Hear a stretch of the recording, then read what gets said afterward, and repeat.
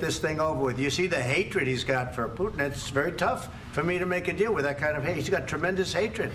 And I understand that, but I can tell you the other side isn't exactly in love with, you know, him either. So it's not a question of alignment. I'm aligned with the world. I want to get the thing set. I'm aligned with Europe. I want to see if we can get this thing done. You want me to be tough? I could be tougher than any human being you've ever seen. I'd be so tough. But you're never going to get a deal that way, so that's the way it goes. All right, one more question. Hey, I want to respond to this. So look, for 4 years in the United States of America, we had a president who stood up at press conferences and talked tough about Vladimir Putin, and then Putin invaded Ukraine and destroyed a significant chunk of the country. The path to peace and the path to prosperity is maybe engaging in diplomacy. We tried the pathway of Joe Biden of thumping our chest and pretending that the President of the United States' words mattered more than the President of the United States' actions. What makes America a good country is America engaging in diplomacy. That's what President Trump is doing. Can I ask you? Sure. Yeah? Yeah. Okay. So he occupied our big parts of Ukraine, part of East and Crimea. So he occupied it on 2014. So during a lot of years, so I'm not speaking about just Biden, but those time was Obama, then President Obama, then President Trump, then President Biden, now the President Trump, and God bless, now President Trump will stop him. But during 2014, nobody stopped him. He just occupied and took. He killed people. You know what the contact line? 2015. 2014. 2014 and 2014. 2014. Yeah. So I was not here. Yeah, but that's exactly right. Yes, but during 2014 till 2022, yeah, the situation the same. The people have been dying on the contact line. Nobody stopped him.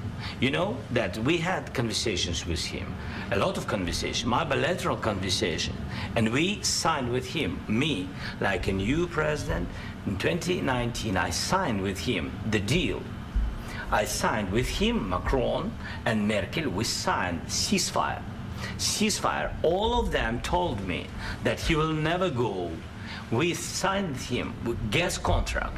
Yes, but after that, he broken this ceasefire. He killed our people, and he didn't exchange prisoners. We signed the exchange of prisoners, but he didn't do it.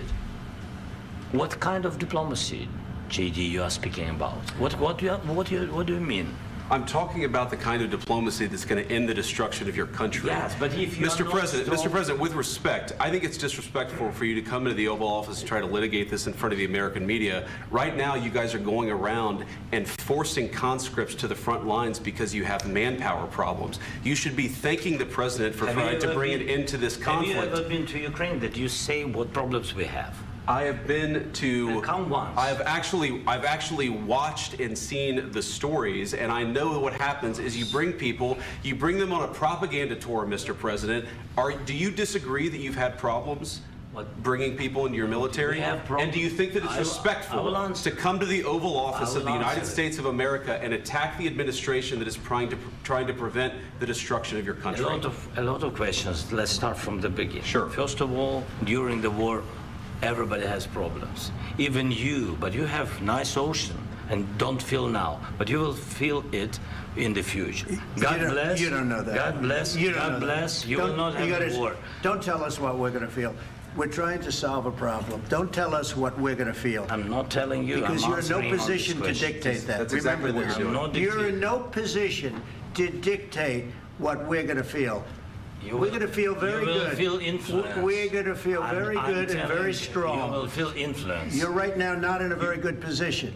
You've allowed yourself to be in a very bad position, and he happens to be right about it. From the very beginning of the war. You're not in a good position. You don't have the cards right now. With us, you start having cards. Right now, you don't. You're playing cards. You're playing cards. You're gambling with the lives of millions of people. You're gambling with World War III. You're gambling with World War III. And what you're doing is very disrespectful to the country, this country, that's back to you. Far more than a lot of people said they should have. Have you said thank you once? This A lot entire of meeting? times. No, in this Even entire meeting, today. have you said thank Even you? today. You went to Pennsylvania and campaigned for the opposition in October. Offer some words of appreciation for the United States of you're America speaking about? and the president who's trying to save your country.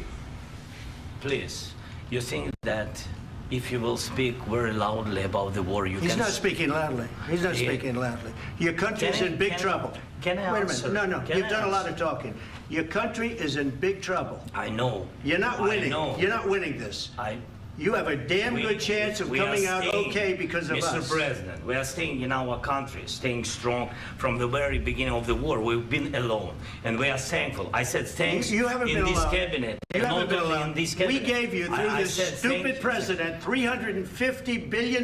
You voted we gave for you your military president. equipment, You and you voted men for are your brave, president. but they had to use our military. What about If you didn't have You our invited military me- equipment, you invited if me you to didn't speak- have our military equipment, this war would have been over in 2 weeks. In 3 okay? days, I heard it from Putin. In 3 days, this is something Maybe new. less. In 2 weeks, of course, It's yes. going to be a very hard thing to do business like this. I Again, tell you. just say thank you. I said a lot of times thank you to American people. Accept that there are disagreements, and let's go litigate those disagreements rather than trying to fight it out in the American media when you're wrong.